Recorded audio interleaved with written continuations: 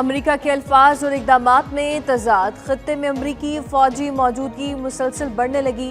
CENTCOM کے مطابق مشرق وسطیٰ میں امریکی فوجیوں کی تعداد 50,000 سے تجاوز کر گئی۔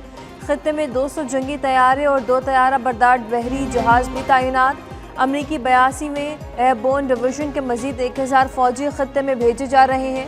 2 میرین یونٹس کے 5000 اہلکار اور سیلرز بھی تعیناتی کے لیے روانہ۔ جنگ بندی کی تجویز کے ساتھ امریکی فوجی موجودگی میں اضافہ جاری رہنے پر سوالات اٹھنے لگے۔ مشرق وسطیٰ کی جنگ میں 4500 سے زائد جانیں جا چکی۔ امریکہ میں انسانی حقوق گروپ کے مطابق ایران میں جنگ میں 3291 افراد ہلاک ہوئے۔ لبنانی حکام کے مطابق ملک میں 1072 افراد ہلاک ہوئے۔ عراقی حکام کی پاپولر موبلائزیشن فورس کے ارکان سمیت 81 افراد ہلاک ہونے کی تصدیق۔ اسرائیل میں 18 اموات اور لبنان میں 2 اسرائیلی فوجی مرنے کی تصدیق۔ جنگ کے دوران امریکہ کے 13 اہلکار، قطر میں ہیلی کاپٹر گرنے سے 7 افراد ہلاک ہوئے۔ UAE میں 6 فوجیوں سمیت 9، کویت میں 2 فوجیوں سمیت 6 اموات کی تصدیق ہو گئی۔ شام اور غرب اردن میں 4، بحرین، عمان اور سعودی عرب میں 2 افراد ہلاک۔ چوتھا امریکی F-18 جنگی طیارہ مار گرایا۔ ایران کا دعویٰ، پاسداران انقلاب کی بحریہ نے چاہ بہار میں جدید فضائی دفاعی نظام سے طیارے کو نشانہ بنا کر سمندر میں گرا دیا۔ ایران کی جانب سے اسرائیل کے شہر دمونا اور حیفا پر بھی حملے۔ ایرانی پاسداران انقلاب کے کمانڈر مجید موسوی نے کہا ہے کہ دمونا اور حیفا پر حالیہ حملے امریکی صدر کی 2 اور 5 روزہ دھمکیوں کا واضح جواب ہے۔ ہر دھمکی اور الٹیمیٹم ایران کے خلاف جنگ کے مترادف ہے۔ ایران کے ساتھ بات چیت جاری ہے۔ ترجمان وائٹ ہاؤس کیرولین لیوچ کی تصدیق، کہا میڈیا پر نظر آنے والا 15 نکاتی فارمولہ مکمل درست نہیں۔ ایران کو غلط فہمیوں سے بچنا چاہیے۔ ایران نے حقیقت تسلیم نہ کی تو امریکہ سب سے بڑا حملہ کرے گا۔ 5 روزہ ڈیڈ لائن میں صدر ٹرمپ ہی توسیع کر سکتے ہیں۔ ایران میں 3 ہفتے میں 9000 اہداف اور 140 بحری جہاز تباہ کیے۔ ایران آپریشن ختم ہونے کے بعد پیٹرولیم قیمتیں کم ہو جائیں گی۔ امریکی صدر کی چینی ہم منصب سے ملاقات 14 اور 15 مئی کو ہوگی۔ ایران نے امریکی تجاویز مسترد کر دیں۔ جنگ بندی کے لیے 5 شرائط پیش، جارحیت کے مکمل خاتمے اور دوبارہ جنگ نہ کرنے کی ٹھوس ضمانت کا مطالبہ، جنگی نقصانات پر ہٹ جانے کی واضح اور یقینی ادائیگی کرنا مشکل، خطے کے تمام محاذ اور مزاحمتی گروپوں کے ساتھ جنگ کا مکمل خاتمہ کرنے کی شرط، آبنائے ہرمز پر ایران کے اختیار کو عالمی سطح پر تسلیم کرنے اور ضمانت دینے کی شرط بھی شامل۔ ایرانی عہدیدار نے ثالث کے ذریعے امریکی پیشکش کو کشیدگی بڑھانے کی چال قرار دیا، کہا جنگ کا خاتمہ تہران اپنی شرائط اور وقت پر کرے گا۔ امریکی تجاویز زمینی حقائق سے غیر متعلق اور حد سے زیادہ ہے۔ امریکہ کی جنگ بندی تجاویز پاکستان کے ذریعے ایران کو موصول ہوئی۔ نیو یارک ٹائمز کے مطابق امریکہ نے ایران کو 15 نکاتی جنگ بندی فارمولہ بھجوایا۔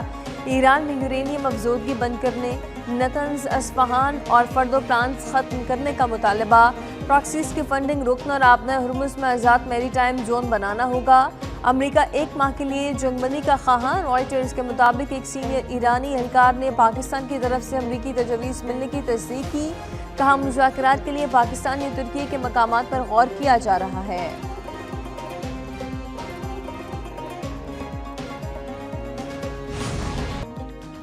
وزیر اعظم شہباز شریف کا سعودی ولی عہد محمد بن سلمان سے ٹیلی فونک رابطہ، خطے کی صورتحال اور کشیدگی کے اثرات پر تبادلہ خیال، علاقائی و عالمی امن و استحکام، سفارتی کوششوں پر بھی گفتگو۔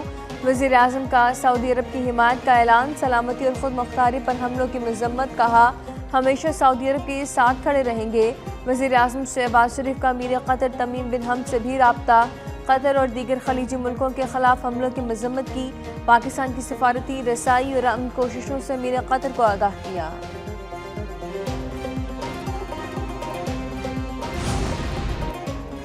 پاکستان کی امریکہ اور ایران میں ثالثی کی بروقت پیشکش پر ملائیشیا کا خیر مقدم، وزیر اعظم شہباز شریف اور دوست ملکوں کی قیادت کی تعریف کی۔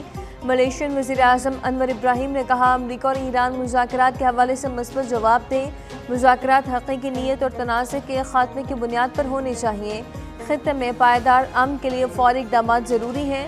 ملائیشیا ایران کے خود مختاری کے دفاع کے حق کی حمایت کرتا ہے، بین الاقوامی قانون کا یکساں اطلاق لازمی ہے۔ وزیر اعظم شہباز شریف کی زیر صدارت موجودہ علاقائی صورتحال پر اجلاس، خلیجی ریاستوں کو اشیاء خورونوش کی فراہمی، پاکستان کی بندرگاہوں اور میری ٹائم آپریشنز کا جائزہ۔ وزیر اعظم کا خلیجی ملکوں کو اشیاء خورونوش کی فراہمی کی حکمت عملی پر اظہار اطمینان، کہا غذائی تحفظ کے حوالے سے متعلقہ محکمے خلیجی ملکوں سے رابطے میں رہے، موجودہ علاقائی صورتحال کے باعث عالمی سپلائی لائن متاثر ہے، حکومتی اداروں کی اس سطح پر فیصلہ سازی میں کسی قسم کی تاخیر قابل قبول نہیں۔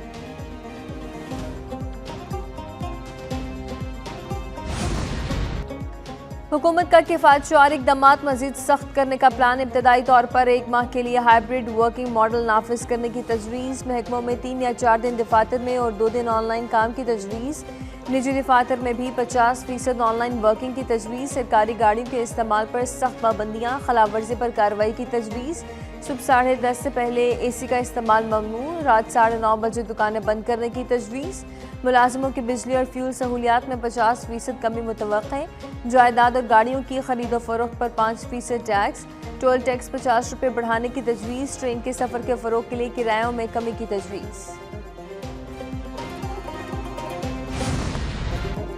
وزیر اعظم شہباز شریف سے چیئرمین پیپلز پارٹی بلاول بھٹو زرداری کی ملاقات، اعلامیے کے مطابق وزیر اعظم نے خلیج کی صورتحال کے تناظر میں امن کے لیے پاکستان کی سفارتی کوششوں سے آگاہ کیا، سیاسی و ملکی امور، خارجی و داخلی سیکیورٹی اور مسائل سے نمٹنے کے لیے اقدامات پر تبادلہ خیال کیا گیا۔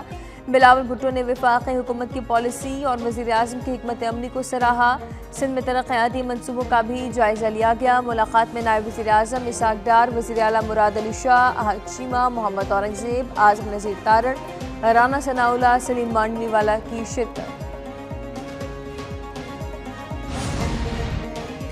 صدر مملکت آصف علی زرداری سے چیئرمین پیپلز پارٹی بلاول بھٹو زرداری کی ملاقات، صدر مملکت سے بلاول بھٹو کی ملاقات ایوان صدر میں ہوئی۔ ذرائع کے مطابق بلاول بھٹو زرداری نے صدر آصف علی زرداری کو وزیر اعظم سے ملاقات کے متعلق بریف کیا۔ بلاول بھٹو نے سندھ کے ترقیاتی منصوبوں کے بجٹ کے حوالے سے وزیر اعظم سے ہونے والی گفتگو سے متعلق بھی صدر کو آگاہ کیا۔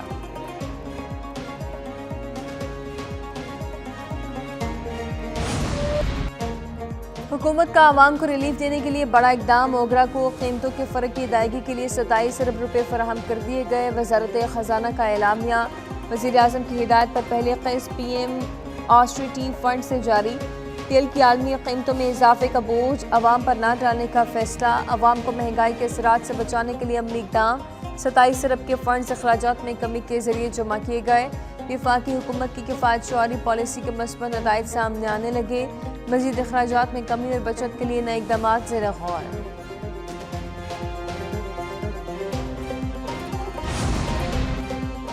عالمی منڈی میں خام تیل کی قیمتوں میں اتار چڑھاؤ، امریکی خام تیل $89 فی بیرل فروخت، برطانوی خام تیل کی قیمت $99 فی بیرل ہو گئی۔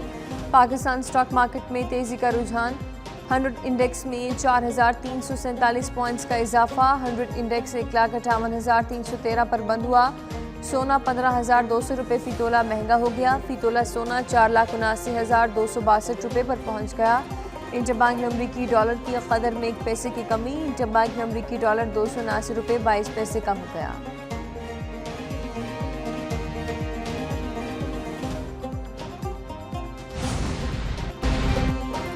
وزیر اعلیٰ پنجاب مریم نواز کا نوجوانوں کو تربیت فراہم کرنے کا منصوبہ منظور، C M youth امپلائیبلٹی in P be Os کے تحت 25,000 نوجوانوں کو تربیت اور روزگار فراہم کیا جائے گا۔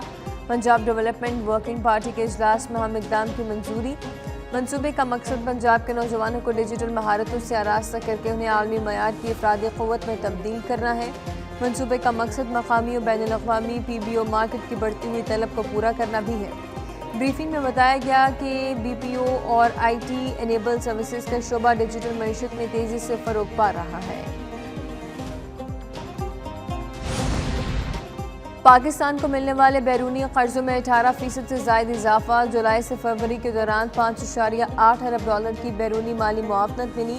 دستاویز کے مطابق گزشتہ مالی سال کے اسی مدت کے مقابلے قرضوں میں $91 کروڑ کا اضافہ ہوا۔ آئی ایم ایف کی $1 ارب کی قسط ملا کر حجم بڑھ کر $6.7 ارب ہو گیا ہے۔ پاکستان نے یومیہ بنیاد پر $7.86 ارب کا نیا قرضہ حاصل کیا۔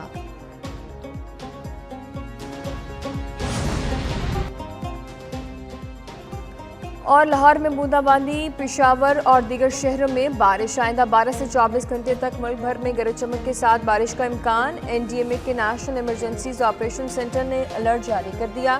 مغربی ہواؤں کا سلسلہ ملک کے بیشتر علاقوں میں تیز ہواؤں کے ساتھ بارش برسائے گا۔ ممکنہ بارشوں کے نتیجے میں مختلف علاقوں میں سیلابی صورتحال پیدا ہونے کا امکان ہے۔ گلگت بلتستان، آزاد کشمیر اور خیبر پختونخوا کے بالائی علاقوں اور پہاڑی علاقوں میں برفباری کی متوقع ہے۔